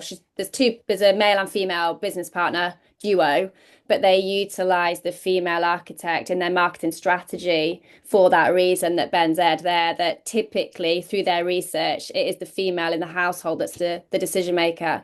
And it's the same in the property development business that I work with. They leverage the female face from a marketing perspective, from a psychology perspective, because research shows it's the female in the house that is now making more of those decisions. So there could be something in that, Ben. It's worth, and this is where I think from a marketing and sales perspective, you try different things, and if it starts to get headway for you, then go with it. Might not last you forever, but it's worth trying and testing a few different strategies to see what works for you. It's interesting, that one. Can I simply with that one, Liam? Do you know? Obviously, the photo shoots you did, like Kelly's been involved in quite a lot. Do you ever use Kelly on the marketing campaigns online? So yeah, we have done. I mean, we deliberately staged photographs of Kelly doing a quote and things like that. So we have used them. We should probably use them a bit more. We would love for somebody to have a female installer. Not obviously, you know, we would utilize that in marketing, but also just because, you know, there's no reason why we shouldn't. So yeah, I think it's great that sort of Ben, Finn, you know, to name a couple, Terry's daughter's involved. I think it's great that they're bringing the partners in. And yeah, we probably should use it. We've got material that we're probably underusing in terms of sort of, you know, women on the practical side of the business. Yeah. Have you ever seen those? I think it's called Mum's Trusted, like a trusted trader, check trade type platform. Has anyone ever tried that one? So I keep seeing it pop up recently, and it's got a good concept behind it. Has anyone tried it? Not tried it. No, we have had reasonable success with a really local mums group to us. We just did a job for somebody, and they basically posted about us in this mums group. And for, you know, sort of 6 or 9 months, we got a lot of work out of it. Okay. So there's definitely something to look at there. There's definitely power in those sort of networks. Yeah, definitely. And that's where, research into who is the key decision maker is worth looking at for sure. There was another question I had with regards to the decision maker from what you guys were talking about there of who is influencing that final say from a customer relations perspective. And we can pick this up back up in one-to-ones, but it'd be worth thinking about who is influencing that key decision maker. If it's an elderly couple, for example, is it the son or daughter that comes around and tips out the loft to get the Christmas decks out? Who is it that's influencing these different decisions? And they will be people that we want to think about as we look at marketing material. And we will pick this back up in the next group session that we have in a few months' time, because it isn't just the person sat in front of us that we're trying to sell to, it's those that are in their ears as well. It is about getting clever with your marketing and your sales process to improve your conversion rates. I'm never saying we'll get to 100% conversion rate, but we want to move that dial and really close the gaps on what we convert.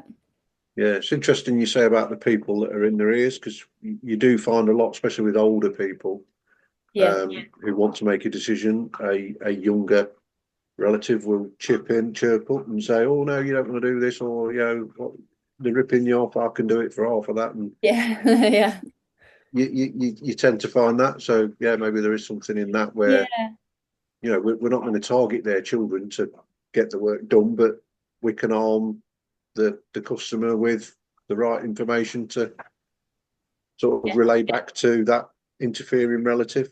Yeah, yeah, and that's where the customer relationships section comes into play. Like, yeah, let's think about who are their key influencers, and when we leave them with something tangible to think on, do we leave something for them to then show somebody else that's going to be influencing their decision? Like, do when they're interacting with us online, Yeah, are we using spaces that put painters in the right place for them to show their trusted person, their son, their daughter, their partner, whoever it may be, and say, what do you think to these? I'm looking at bring them in my house, because that's technically what they're doing is they're bringing you into their house. yeah, So yeah, it's things for you to think about from a marketing perspective. Again, let's think bigger picture. Um, Fab. In the other space, in the other room, what conversations were we having? What did we come out with then? Adam, that was your room, I believe.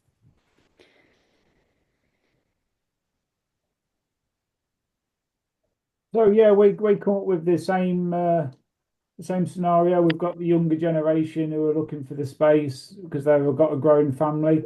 You've got the middle-aged people who are gearing up for their retirement and they want to get the house sorted, and then you've got the people that want to sort their house out for when they pop it, so the kids haven't got to sort it all out.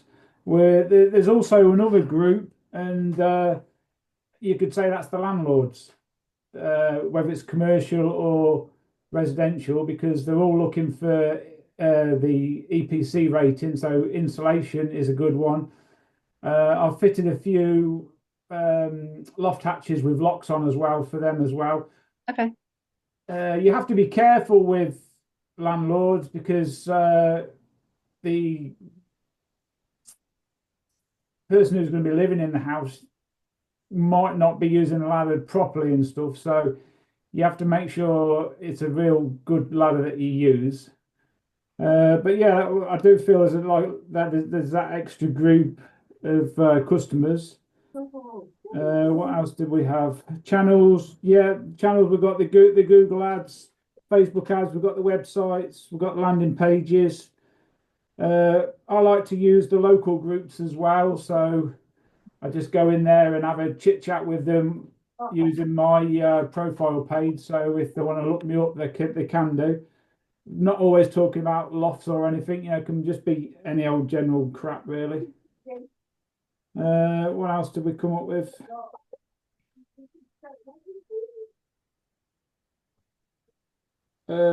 Customer relationships. I think a good thing that we do now is the automation from the website. So if we don't do a job for a few weeks, they are getting the CRM is getting in touch with the customers, keeping them in touch, which I think is a great thing that we do. Yeah. We're also doing the customer referrals as well.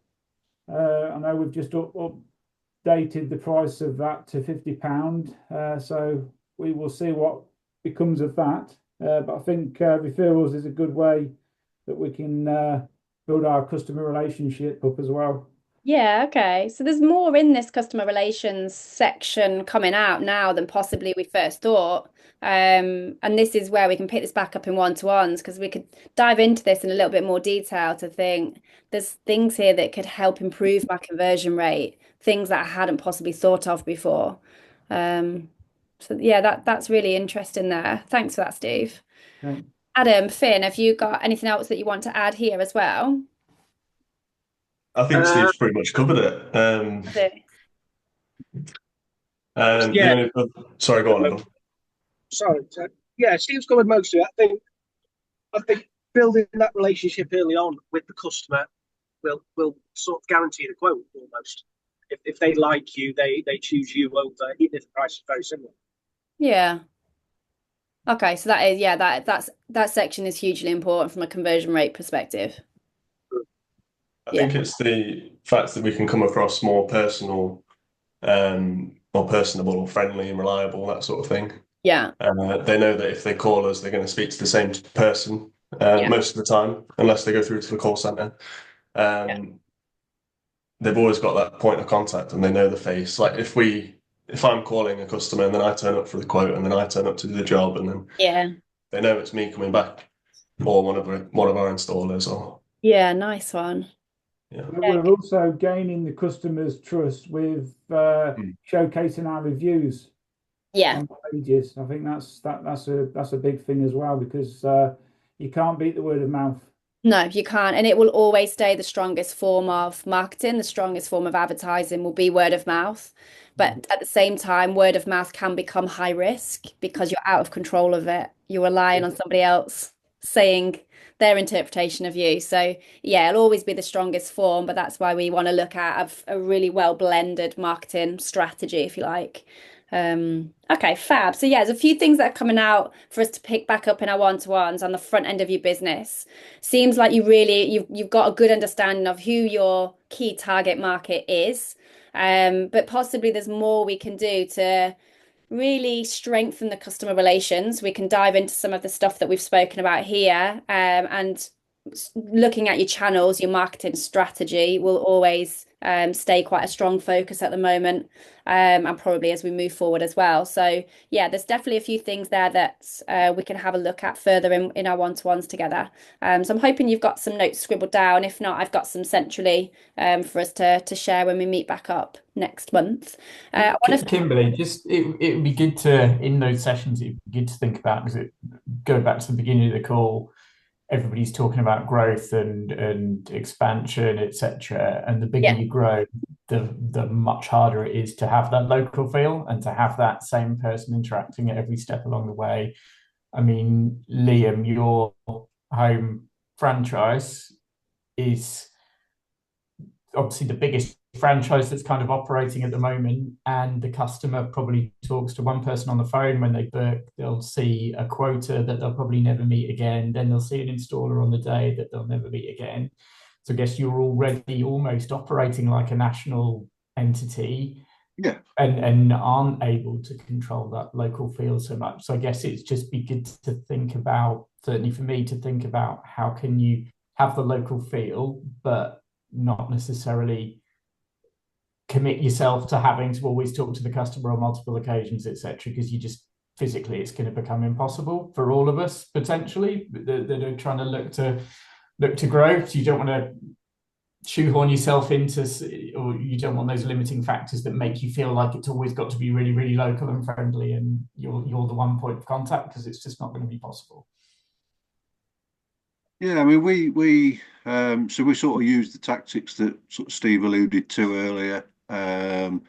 So Josh, who does our quotes, if somebody says, "Are you local?" We'll say, "Well, we've got local installers."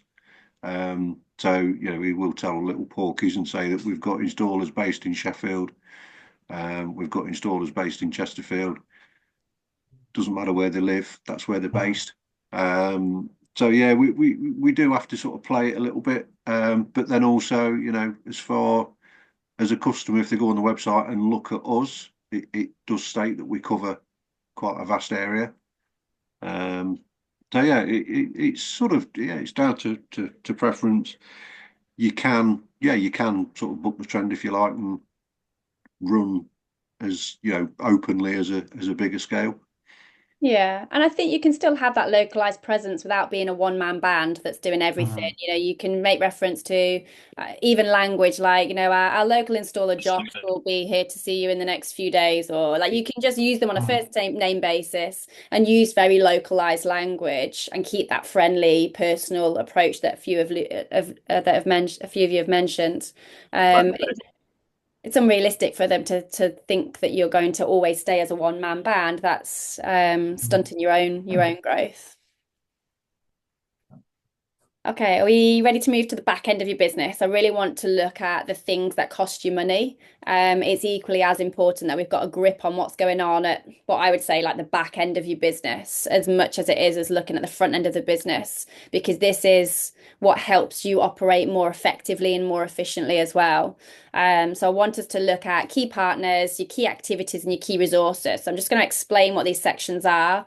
And what we'll do is we'll jump back into breakout rooms and just really get a good understanding of what's going on behind the scenes for each of your businesses. We're probably going to run out of time to look at your cost structures and your revenue streams, but we can do that in our one-to-ones when we catch back up. And I appreciate that's quite personal to each of you anyway. So let's just have a look then. When we're looking at your where are we? Here we go.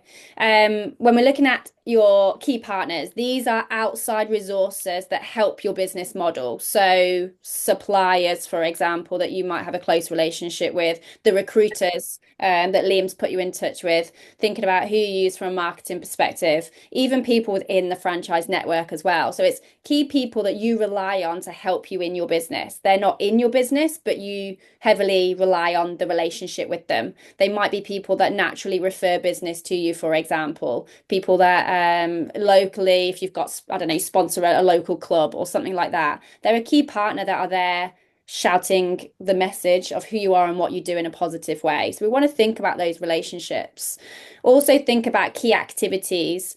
These are day-to-day activities that enable your business. So like product development, researching what, how you install a loft, or if there's new equipment that comes out, like what are those key activities that you need to really put time and attention into to make sure that you're delivering that high quality service that sits at the heart of your business model canvas. So let's think about some of those key day-to-day activities that really influence what it is that you're trying to deliver.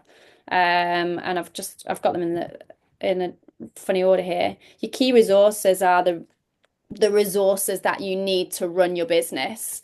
And when I say resources, I do mean the people that work in your business. They are a resource, as doesn't sound very emotional and personal at all, but they are a key resource to you.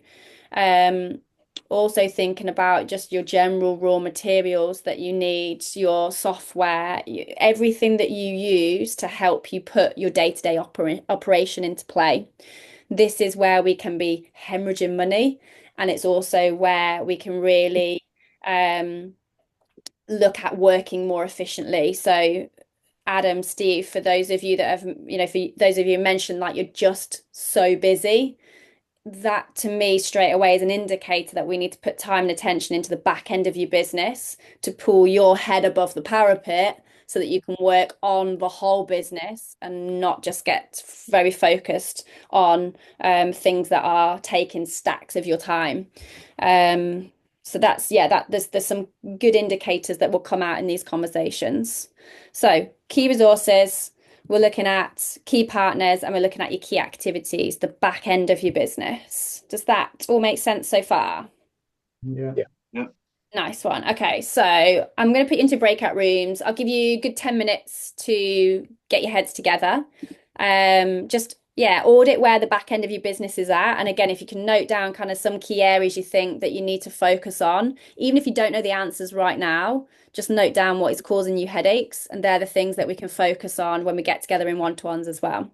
So I'll put you back into your breakout rooms. Let me open these for you. Has that popped up on your screens? Yes. Yeah. Perfect.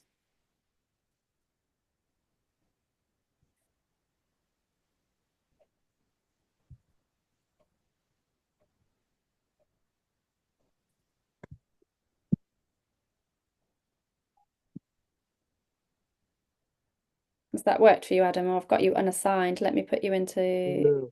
Sorry, I didn't realize I'd done that. There you go.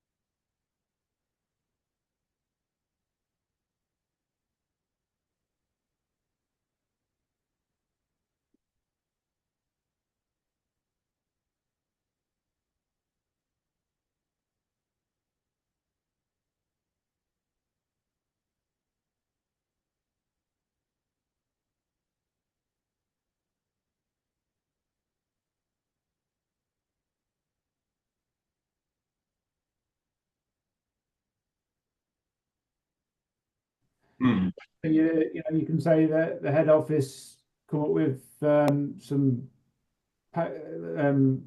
designs and stuff like that. So you can say they're partners as well. Yeah. What else we got? Should we go on to our activity box? What was that about? That was what we do. So we install loft ladders and boarding and stuff like that, don't we? We do lots of surveys.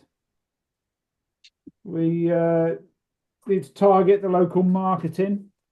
So we've got lots of presence in that area.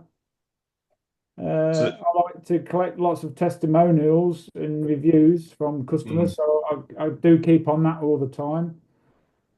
Main thing is like getting your brand awareness out there, isn't it? The marketing. Yeah. I like to go in the estate agents as well and just have a chin wag if I'm passing by and stuff, and they might say, "Oh, so and so needs their loft doing," I can get some work that way. Does that work for you, Steve? Is that yes? Pop in every now and again. Right. It's no good doing it once in a while. Yeah. You've got to make your presence felt. So you've got to pop in virtually all not every single week, but quite often. Yeah, it's worth working out who's your key influencer in your local community. Who's the one that's always talking about, oh, did you know so and so? You should get them round. They'd be good at that. There's always one. Write down which work the estate agents give you. How interesting, yeah. I was thinking about doing, when people move house and they get a box of, I don't know, vouchers or discounts or things like that. I was thinking about getting something printed out and trying to speak to an estate agent and doing something like that. Yes. Obviously, you have to be careful about which sort of house you put it into. Obviously, it would have to have something potential to do a job there. But a lot of the time, if people see it in the box and they go, "Oh, that's a good idea," before they've even thought about it, the estate agent's got a bit of background knowledge about who you are and things like that. Yeah, I mean, it would be nice if Liam got in touch with some national estate agents and got some sort of deal going. You could have a More Than Loft Ladders sticker in the window. Yeah. With all the houses for sale, and there's what's that sticker at the bottom there? Yeah. Never know what's going to come of that.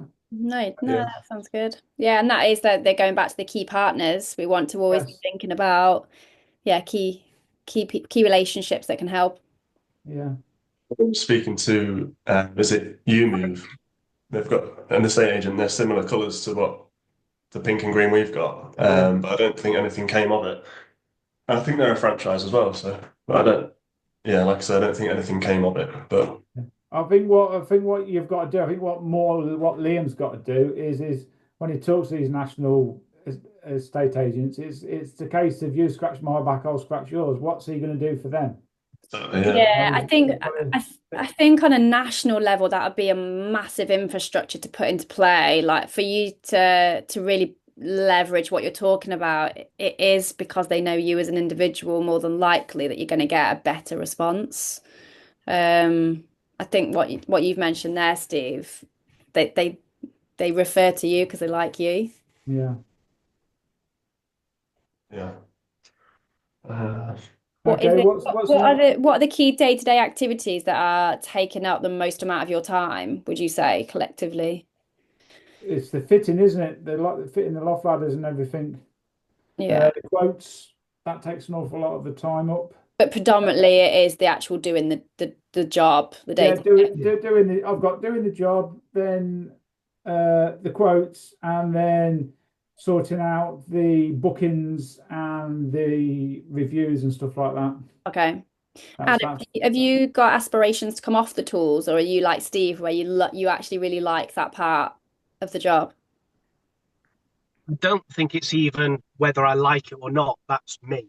I'm very hands-on. That's what I do. I'm not somebody that would put a shirt on and spend 2 days of the week on a laptop. I don't think that will ever happen. No. But certainly 1 day a week, I would like to concentrate on quoting rather than doing quotes at 7, 8, 9 o'clock at night. Yeah, right. Okay. I should call customers back more often. I've got maybe 9 over the last 2 days of quotes that have come in. I've not called one of them yet. Okay. I just don't have the time. Yeah. I just don't have and doing a job. I've only just finished now, and now I've got 6 quotes tonight to do. So as far as paperwork goes, it's at the bottom of my list. And I know you'll say you say it shouldn't be, and it shouldn't be, but that's the reality of you. Yeah. That's fair enough. So yeah, I would say I'm a bit of a busy idiot. Yeah, 100%. That resonated with you, did it? That busy fool feeling. 100%. Yeah. I literally don't have time to do anything but quote and fit. All about, I don't know, whatever, talking how to streamline the business and think, no, I've got no time. Okay. No time. Yeah, and I could probably save time if I did it, but I don't. Yeah, sure. Yeah. It's back to that chicken and egg. Which one comes first? What do we keep doing? Exactly. Yeah. I know. Yeah, no, I hear that. I hear that. Yeah, and I can sense that causes you a lot of frustration. Yeah. Yeah. Okay. Yeah, I would definitely be encouraging you. This is collectively you. I would be encouraging you to really think about what is it that's taking the most amount of your time, and also what's best use of your time to help you recognize what you want to become an order of priority. Like, we want to create, like, what are you trying to work towards? Like, what's the dream? What's the vision that you're working towards? What's your current reality? Yeah. And slowly but surely we want to eke you towards what it is that you're trying to achieve. We don't have to stay in that space of feeling like the busy fool. There are ways that we can pull you out of that, even if it's just pull back 10% of your time and slowly eke you away from the things that are just absolutely suffocating your time. It would be just figuring out, first of all, do we want to create some change in what's happening day to day right now? And then we can start to think about, how do we slowly change the way some of the things that you're doing at the moment, how can we change some of those to make you feel more balanced? So there's a few things to think about with that back end of the business, but this is where that busy fool feeling will creep in if we're not careful. We aspire for so much growth early on, and then we can become a bit of a slave to it, can't we?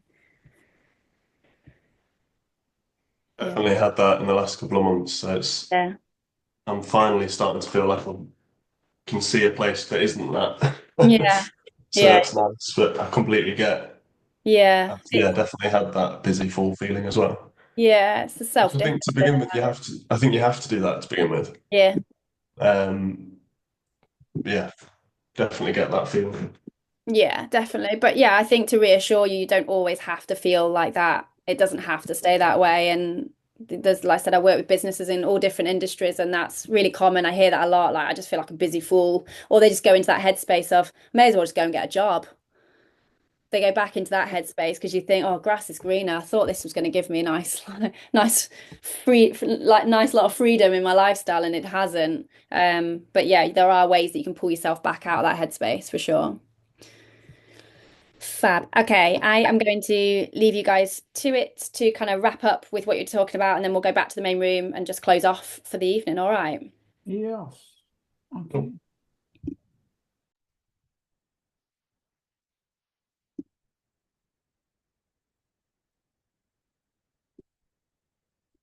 It's actually the same, mate. Literally, exactly the same when I first did it. You struggle, like it's hard to get back into. You've got to. Yeah. So I'm now thinking, oh my God, I've actually got to do something. I'm going to be lugging around bits of chipboard, and I'm going to be running around like a headless chicken trying to do quotes, etc. But I think just looking at what Liam has done in his area, he has a person permanently quoting. They're paid minimum wage, but are paid extra on commission, 4% for what they sell. Like, there's nothing to stop. Even just on part time, 2 days a week. You'd be really good at training somebody up to do that. It can become quite a lucrative role for that individual, and that then frees up your time to be much more strategic and make sure that you're spending the money in the right place.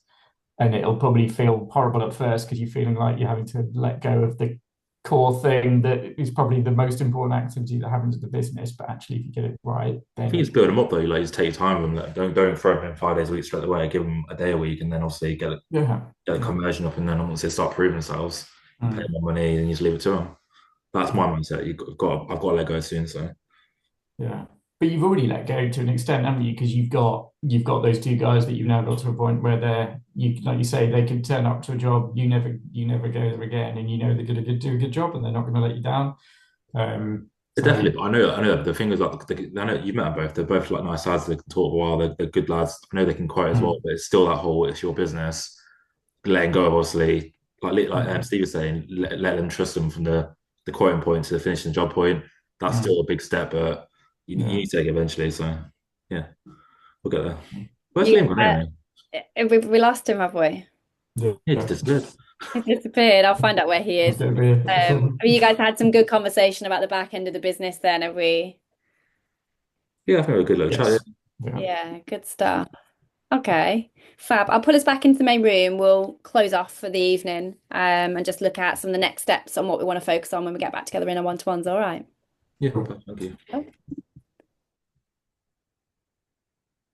Oh, there you are. They're wondering where you got. That's embarrassing.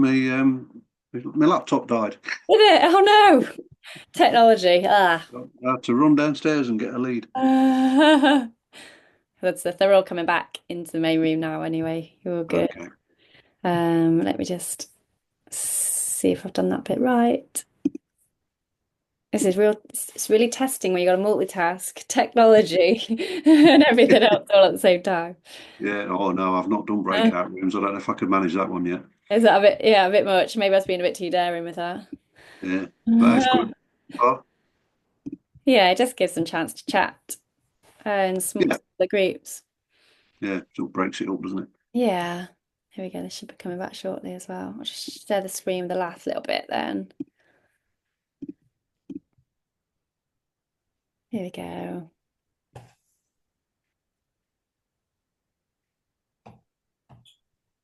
Sorry, Ben. Sorry, Lewis. I had to make a mad dash for a power lead.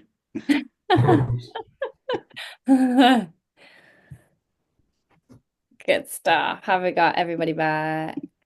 Yeah, nice one. Okay, fab. Yeah, obviously I've jumped into both your rooms and looked at some of the conversations that we're having there, looking at that back end of the business.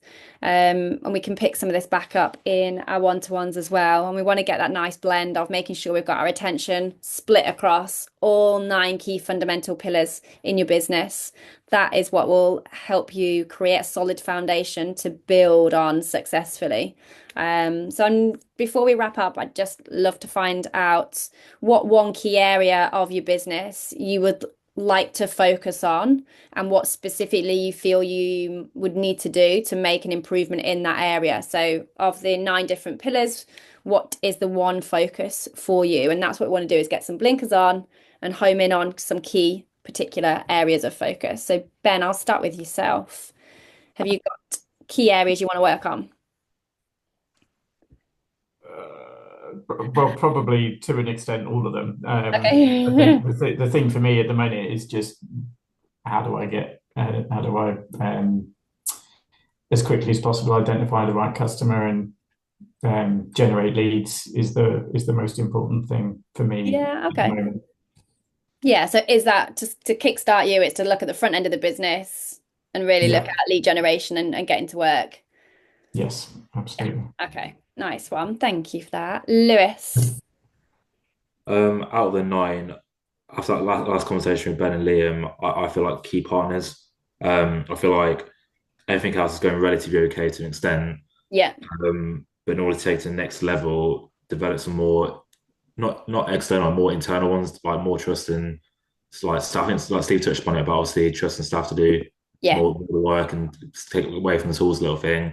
Like mine's going more about I can't drive an hour and a half to do a quote, and then it's 3 hours of your day gone.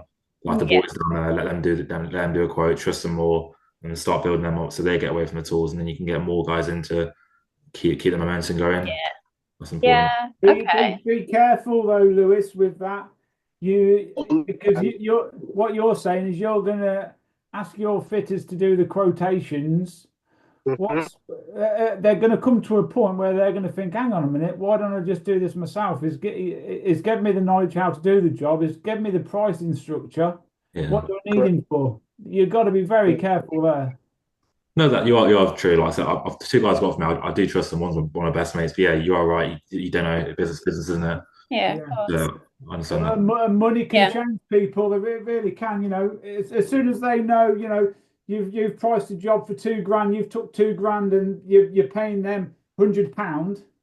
They're going to think, hang on a minute, someone's making a lot of money, and it's not me. Yeah, 100%. I agree with Steve on that. I think what you're better to do is if it's an hour out your way, try and get a few of those in that area on Yeah, a particular week. That's what I do. I'd never ever tell a fitter to go, and I mean, I can see the beneficial way of having a fitter go Yeah. into the quote, but I can see it having a big negative impact on the business. what about longevity Yeah. though? Because like some of my guys don't want to do it for like next 20 years. You can tell they won't want to do it for that. They want to grow as an individual in the business. You've got to have a constant chat with them, and then they will tell you, they will say, oh, I am getting a bit sick of on the tools. That's when you have the chat. Okay, then let's get you off the tools and let's do you a bit of shadow and me doing the quotes. Then you can do it. Don't get them doing both. Well, it's up to you. I'm not, I wouldn't have No, them. I appreciate the advice. Yeah.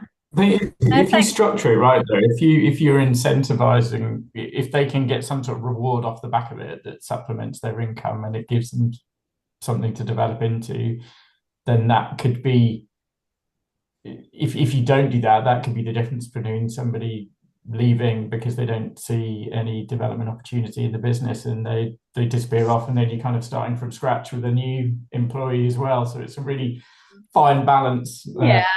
That's why you've got to have your one-to-ones, whether it's quarterly, monthly, or whatever, just to say, how things going, how you're finding the business, and hopefully with that conversation, you will find out, I'm thinking of leaving, I'm not enjoying it, or I'm loving the job as it is.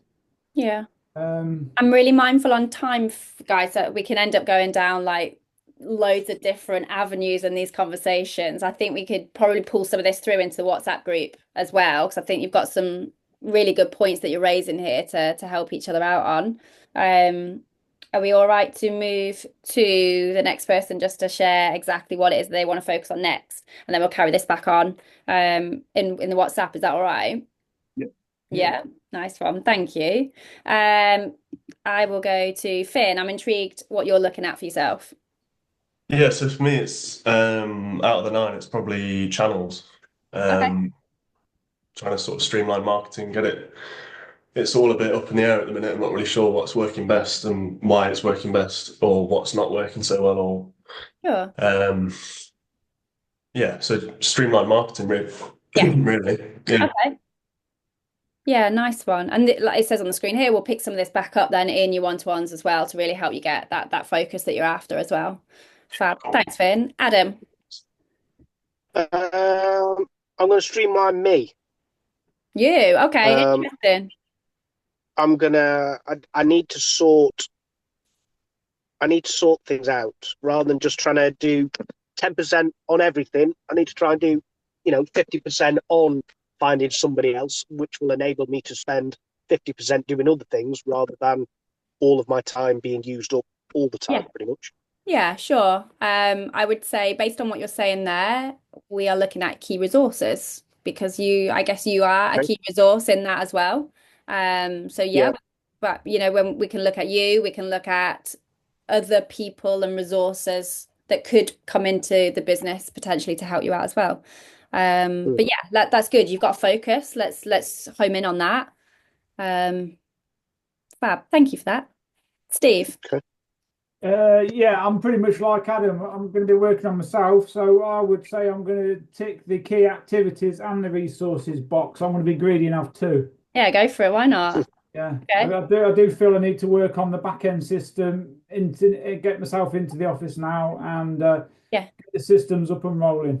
Yeah, nice one. Okay, good stuff. So what I would recommend for all of you to do between now and your next one-to-one is to sit with that now. You've got the focus in on one key area of the business, and that's that's great. We want to keep that focus. Now let's translate that into key actions. So what is it that you feel you might want to do, or what is it you feel you need to do to make a change that you're after? And I'm not saying you'll have the answers straight away. Just as it pops in your mind, if anything's coming to your head, just note it down and bring that back up in your one-to-one. We're here to help you look at your whole business asset, and part of that is to make sure that you're running this as efficiently as possible. And there are some, franchisees here that are running really efficient and effective businesses. And we want to help absolutely everybody to do the same. And that's why we've got the growth plan, the blueprint that we've created to help you with that as well. So there's lots of different tools and resources, people that are here to help you on your journey. So you're definitely not on your own. Can I just clarify, has everyone got their next one-to-one booked in for June? Is that all sorted? Is there anybody else that needs to just compare diaries with Adam, self, or Ben? I don't think I'm booked in. I think I'm still to book in with Ben, but I think I've got booking with Ben as well. Okay. Finn, Steve, Adam, you're still to get booked in. Ben, you're booked in with Ben, I'm aren't booked you? in with Ben. Ben and Ben, yeah. Yeah. Okay. Adam, I know Ben said that he would contact you after this session. Okay, fine. Yeah, good stuff. Yeah, I mean, and then if anyone's got any other questions or they want to chat to me, following on from this, you've got my details, either at email or WhatsApp. Please feel free to drop me a message or an email, and we can chat further as well. I will save the recording from the session today for you guys to watch back, or for the others that haven't had a chance to join us today as well. But yeah, I'll put that up on the loft, Kim, in the academy section. Okay, yeah, perfect. But yeah, for credibility on the business model canvas, it is used globally for businesses of all shapes and sizes. So please know you're in capable hands if you can audit your business across all 9 key fundamental pillars. You put yourselves in a really strong position. All right. Thank you for your time this evening, and yeah, see you all very soon. Thank you, Kim. All right. Thanks so much. Yes, thanks, Kim. See you guys. All right. Take care, everyone. Bye. Good night. Bye. Bye.